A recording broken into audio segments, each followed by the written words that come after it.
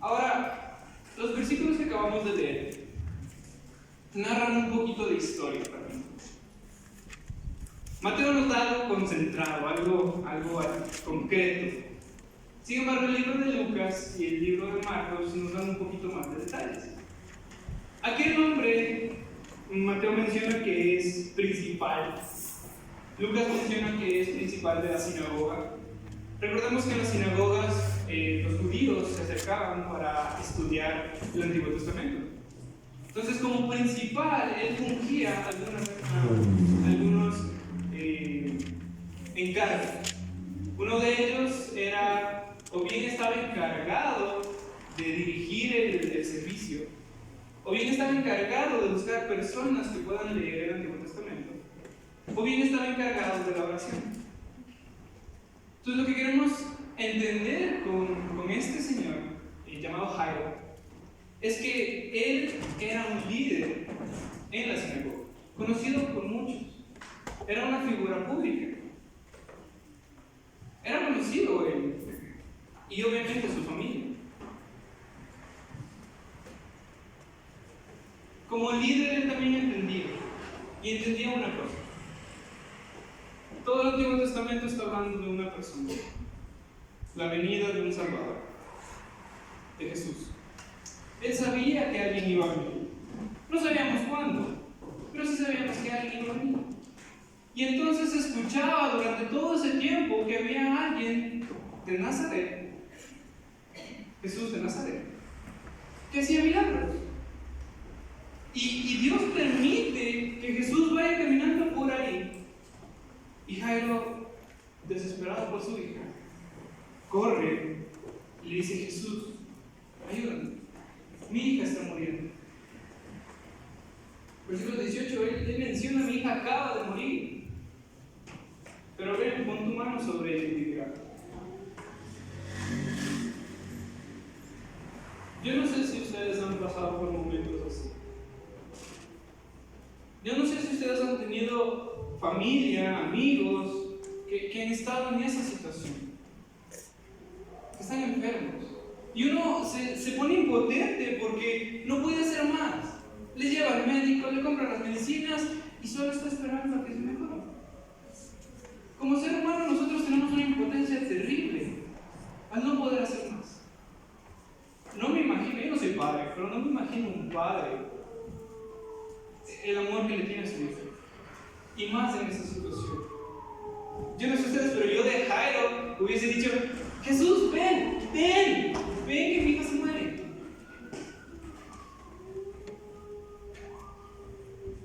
Es una impotencia terrible.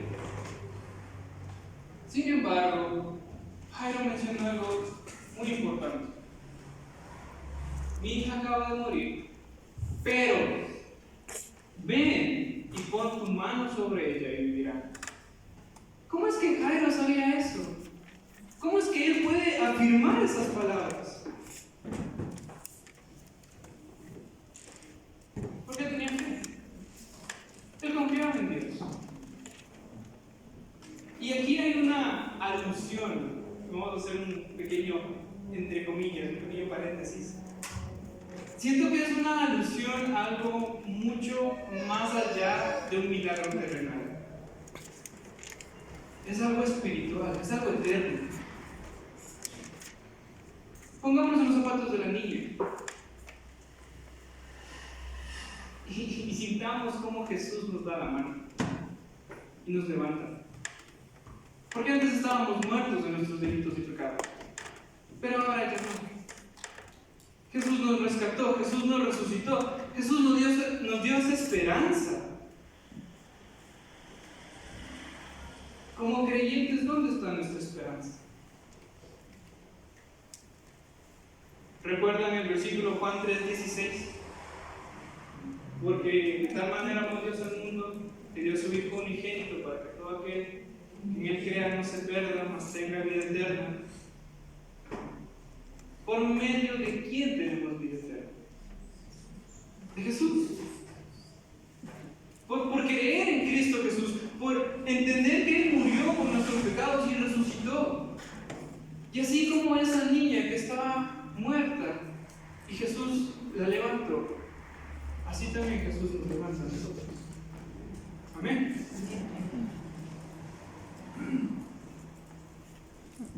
¿Ya has dejado que Jesús ponga tu mano en tu vida? ¿Has permitido que tu corazón crea que Jesús se levantó de los muertos y te levantó a ti también? Si todavía no lo haces, te invito a que lo creas. Y la realidad es esta, hermanos. Apenas Jairo le dijo que su hija está muerta, que venga. ¿Qué dice el versículo 19? Y se levantó Jesús y le siguió con sus discípulos. No le dijo, espérate un ratito. No le dijo, estoy ocupado. No le dijo, es que hay mucha gente, no puedo ir a tu casa. Se levantó y fue. Es lo mismo hace con nosotros. Cuando le permitimos que obre en nuestra vida, Él nos dice, espérate un ratito, tengo una fila. Ese momento Jesús obra en tu vida.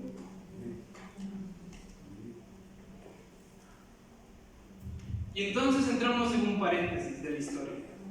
Entramos en el milagro número 2, en aquella mujer.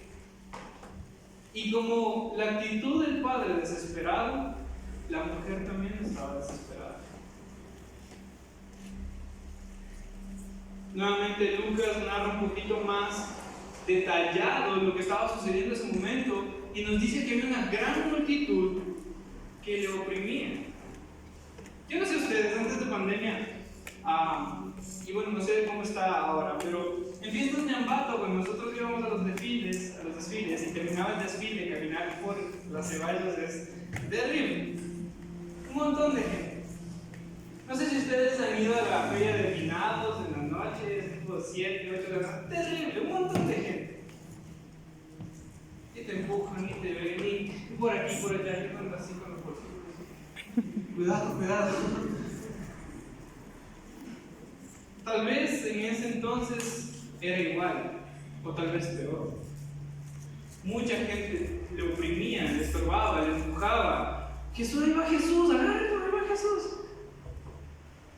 Y entonces nos presenta algo muy interesante la Biblia. Versículo 20. He aquí una mujer que había estado sufriendo de flujo de sangre por 12 años. Se acercó por atrás y tocó el borde de su mano. Solo la ropa de Jesús. Y ella decía en sí que si solamente lo tocara, ya sería sano. Nuevamente el libro de Lucas nos menciona un poquito más detallado y cuando Jesús siente que ese poder sale de él, se regresa y dice, ¿quién es el que me ha tocado? Entonces Pedro dice, Señor, estás con mucha gente, todos te están tocando. ¿A qué te refieres con quién me ha tocado? Todo el mundo está ahí tocando el hombro, la espalda. Entonces Jesús le dijo, alguien me tocó porque de mí había salido poder.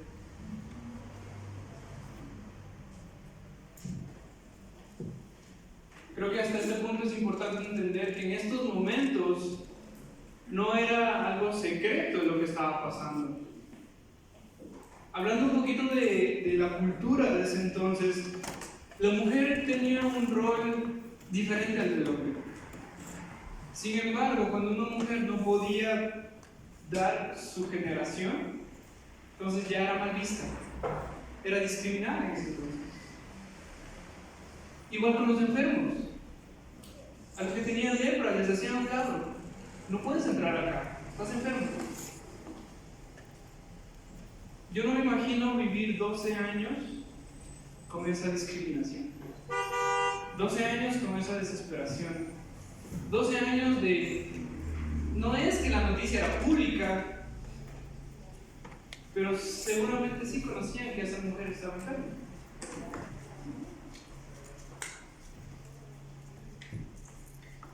Y Y las palabras de Jesús son esperanzadoras, llenas de gracia, llenas de amor. Su respuesta a la pregunta ¿quién me ha tocado? ¿En dónde estás? ¿Quién fue? Y vemos otra vez cómo aquella mujer buscaba a Jesús. Y Jesús se detuvo a decir quién fue. No importa la situación, no importa las circunstancias que estés pasando ahora, Dios está contigo. Y Dios se detiene a decir, hey, ven, aquí estás.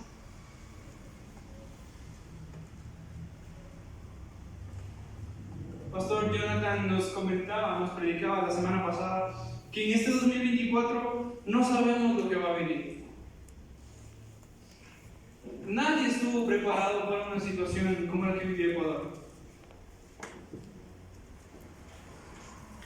Entramos en pánico, fuimos a comprar víveres, agua, arroz, nos encerramos en casa, que nadie salga, porque es peligroso. Es una situación difícil, todos lo vivimos. Pero todos vivimos y vimos que Dios es fiel. Amén. Que sin importar la situación, Dios nos cuidó. Amén. Y nos proveyó. Y no nos faltó nada. Y aquí está el mensaje esperanzador de Jesús. Porque en el versículo 22 dice, y volviéndose Jesús le dijo, hija, ten ánimo, tu fe te ha sanado. Hija.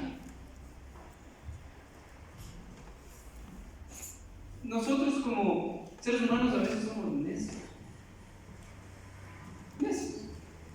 Y buscamos al Señor solo cuando necesitamos. Y justo la semana que venía estábamos, Señor, por favor, cuida a todos los policías, cuida a todos los militares, cuídanos de nosotros, porque pasábamos por una situación difícil. Y entonces el Señor tenía un plan en medio de eso. Y como hijos, el Señor tiene un plan para nosotros, para nuestra vida.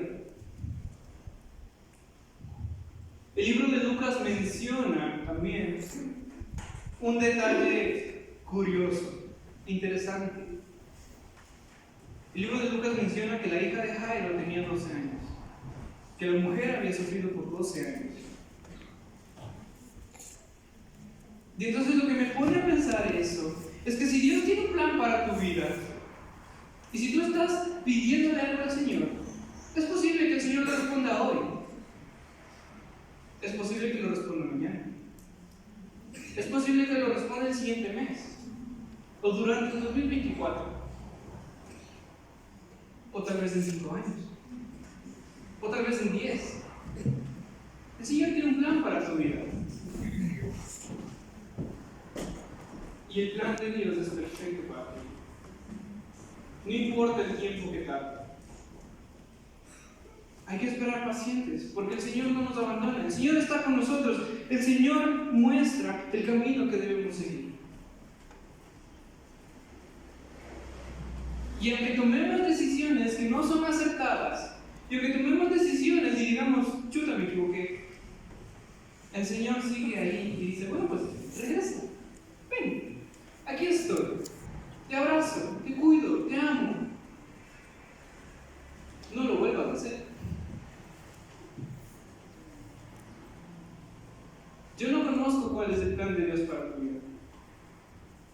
Lo que sí conozco es que Dios nos permite buscar y entender cuál es el plan de Dios para tu vida. Y me dirán, ¿y en dónde encuentro eso? Lo primero es en la Biblia. La Biblia nos da las pautas para que nosotros podamos ir tomando esas decisiones sabias, prudentes, esas decisiones que a Dios le agradan. La segunda es orar. Y uno dice, si el Señor sabe todo, entonces, ¿por qué voy a orar? Y la realidad es que, aún cuando el Señor sabe todo, está esperando que tú lo busques. Señor, yo sé que tú sabes lo que estoy pasando, pero déjame te cuento. Señor, tú sabes lo que estoy sintiendo, pero déjame te converso. El Señor escucha y está esperando. Y entonces buscamos a Dios. Y entonces vemos su plan. Y entonces el Señor nos dice: como eres hijo mío, te voy a cuidar. Como eres hijo mío, te voy a amar. Como eres hijo mío y pusiste tu fe en mí, entonces te voy a guiar por las decisiones que tienes que tomar. Y entonces le dice a la mujer: hija mía, tu fe te ha salvado.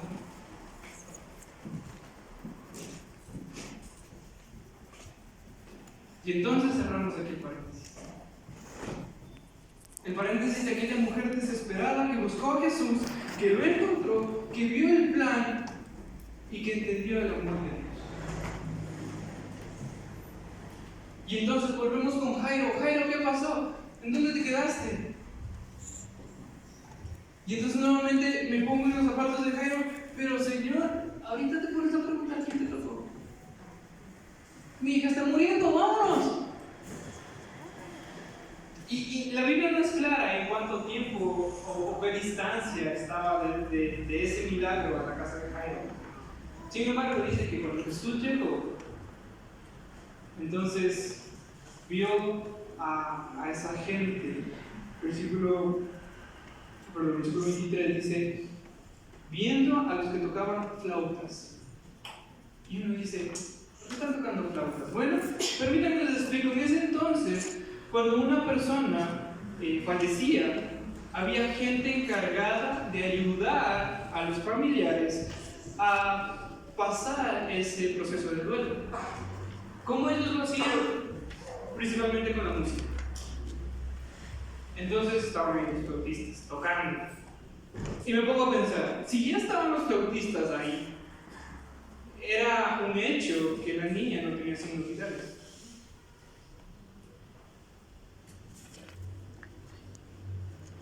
Y entonces viene lo más hermoso de todo.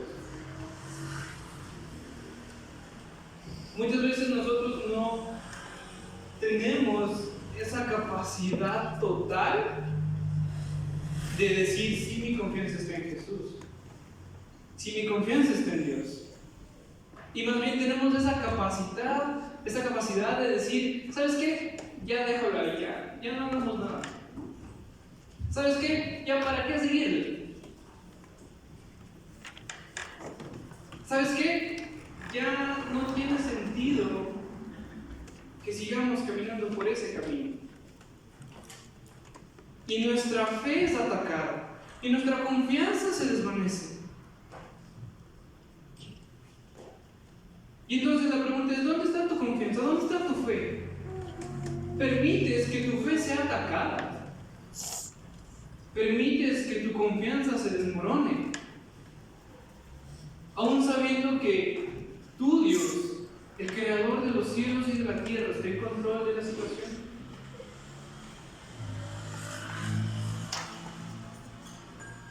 Cuando nosotros lo damos todo por perdido, el Señor es bueno y rescata de esa perdición a nosotros, viles pecadores que éramos y que a veces somos, porque fallamos. Y el Señor está ahí, pendiente, esperándonos. Hermanos, tengamos cuidado con decir: ¿y ahora qué vamos a hacer? Si tu fe está en Dios. ¿Y ahora qué vamos a decir? Si Dios tiene el control de la situación. Te repito, Dios tiene un plan para tu vida. Cree en eso. Acéptalo. Búscalo. Y aunque las cosas vayan bien, es donde más tenemos que estar confiados. Y donde las cosas vayan mal, es donde mucho más tenemos que estar confiados. Porque si no nos desmoramos y nos desilusionamos y perdemos la fe. Y entonces el enemigo ataca.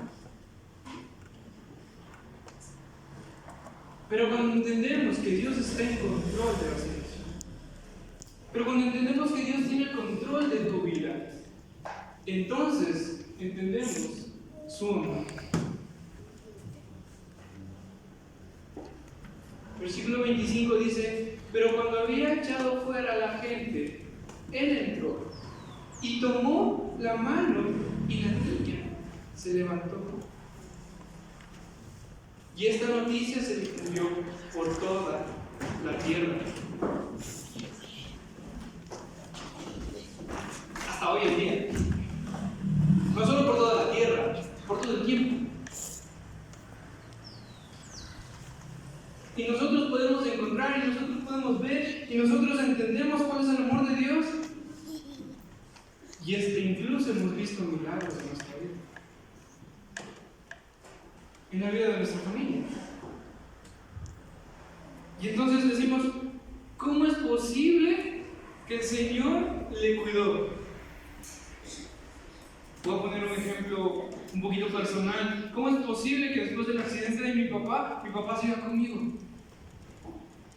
Dios le cuidó. Entonces, ¿cómo es posible que, aunque pareciera que no tengamos nada, tenemos que comer? Y aunque pareciera que no tengamos nada, tenemos cómo transportarnos. Y aunque pareciera que las cosas están difíciles, un día más abriste los ojos y estás aquí. Y entonces en este versículo también quiero hacer una pequeña alusión a lo que iba a pasar. La gente se burlaba de Jesús. Ya está muerta, ¿para qué vas a entrar? Sin embargo, entró y la niña resucitó. Cuando Jesús iba caminando a la cruz, cargado en madera tan pesado, la gente se le burlaba también. Sin embargo, ¿qué pasó al final? Jesús resucitó y ahora vive. Amén. La razón por la que menciono esta alusión es porque nuestra fe no está depositada en algo que murió, sino en algo que está vivo. Porque nuestra fe no está depositada en una cosita de madera. Ahí no está nuestra fe.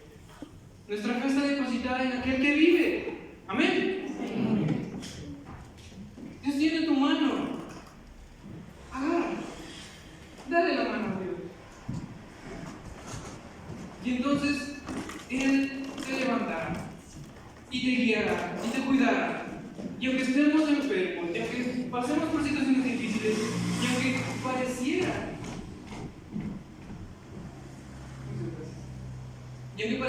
que no hay cómo dar un paso más, Dios está.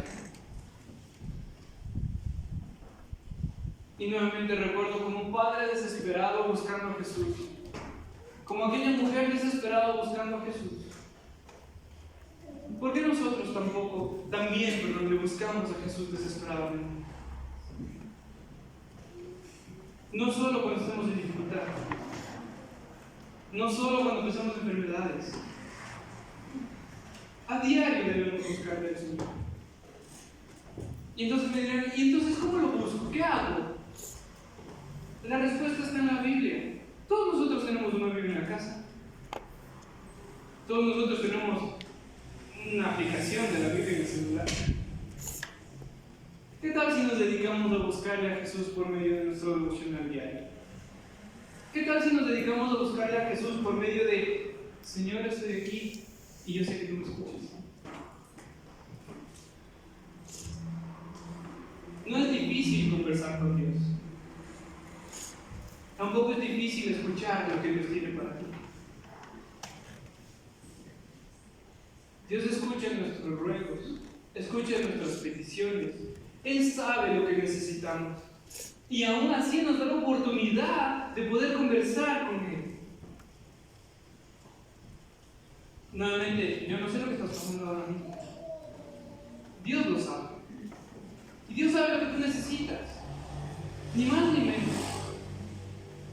Y cuando nos damos cuenta, Dios sí nos da más. Mucho más de lo que pedimos. Dios está pendiente de tu vida. Dios está buscando de ti. Y cuando nosotros también buscamos del Señor, entendemos su amor. Ahora, quiero ser claro en esto. Esto no nos da la excusa para hacer lo que nosotros querramos. No nos da la excusa para ir y tomar malas decisiones. Es que el Señor me ama, entonces voy por acá mejor. No nos da la excusa para decir, Dios me ama, pero yo no trato con amor a mis hermanos. No nos da la excusa para decir, Dios me perdona, pero yo no perdono a mis hermanos. Uy, no, yo con él mejor. No nos da esa excusa. La verdadera razón es, si Dios nos ama y entendemos su amor, nosotros debemos demostrar su amor para con otros. Y entonces, si somos hijos de Dios, seamos hijos de Dios. Y entonces, si nosotros somos nuevas criaturas en Cristo, seamos nuevas criaturas en Cristo. Si decimos que todo lo viejo quedó atrás, entonces seamos nuevos. ¿Cómo? Nuevamente, la respuesta está en la Biblia. Nos da las pautas para caminar a diario. Tal vez podemos empezar con los 10 mandamientos.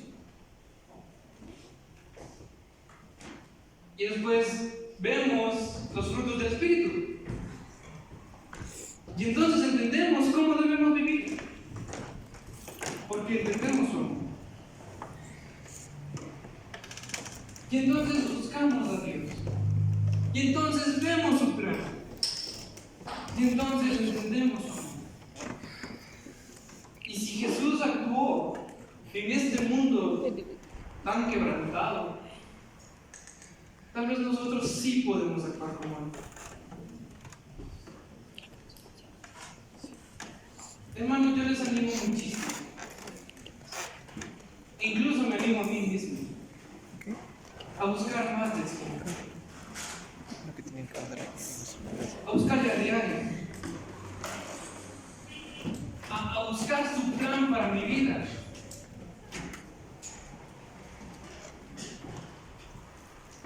A mostrar el amor de Dios a las personas. Su gracia, su perdón, su misericordia. ¿Qué les parece si fortalecemos nuestra fe en el Señor? ¿Qué les parece si entendemos que Dios tiene bajo control la situación? ¿Qué les parece si realmente creemos que Cristo Jesús resucitó de los muertos